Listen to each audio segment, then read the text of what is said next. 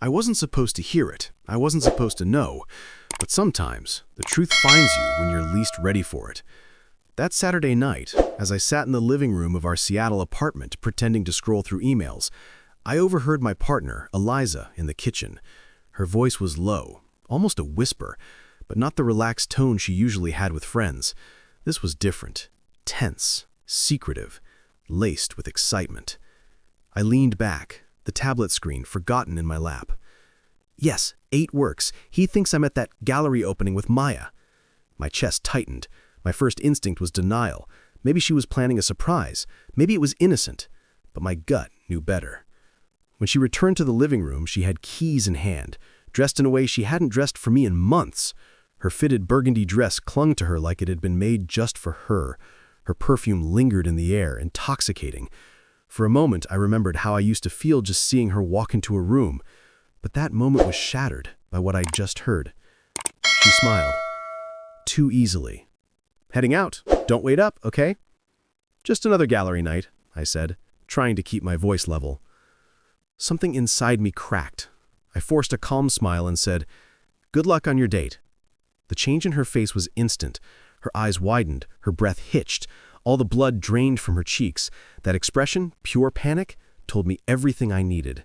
She tried to recover. "What are you talking about? Don't be ridiculous." I stood up slowly, setting the tablet aside. "You don't need to explain, Eliza. Your face already did." Her lips parted, then closed. She was scrambling internally. "It's not what you think."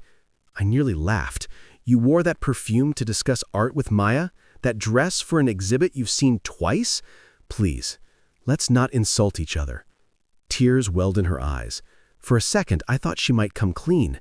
Maybe she'd finally say something real, but instead, she squared her shoulders. "You're overreacting. You always jump to conclusions." Gaslighting. The last act of someone who knows they've been caught. I grabbed my coat. "I'm not accusing you, Eliza. I'm telling you, I know. Go on your date, but don't expect me to be here when you return." Her breath caught. "Wait, what are you saying?" I opened the door. "I'm saying this is the last time you lie to me." And with that, I stepped out into the rainy Seattle night. I didn't go far. I parked a few blocks away in a quiet spot and waited. Part of me hoped she'd come after me, that she'd be sitting on the steps when I came back, ready to confess.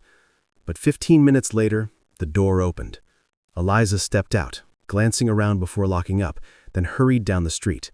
I followed at a distance. A few turns later, she slowed, smiling towards someone leaning against a black car. He was tall, clean-cut, confident. The way she melted into his arms told me everything. Their kiss wasn't polite or hesitant. It was practiced, intimate, real. I turned my car around. My knuckles turned white around the wheel as memories flooded in. Our anniversary last year, the night we moved in, every whispered plan for the future. All tainted now. I didn't cry. Not then. What I felt was colder than tears. Acceptance. When I returned to the apartment, it was empty. I packed a small bag, just enough for a few days. I wasn't running, I was choosing dignity. I left a note on the counter. "Hope your date was worth it. Don't look for me. You made your choice. I made mine." By morning, my phone buzzed endlessly. Calls, messages, desperate texts.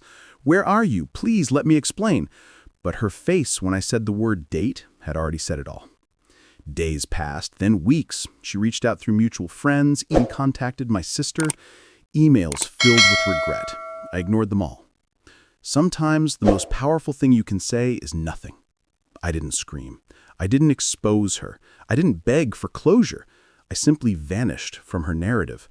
And in that silence, I found something she could never give me again. Peace. She had destroyed the relationship herself.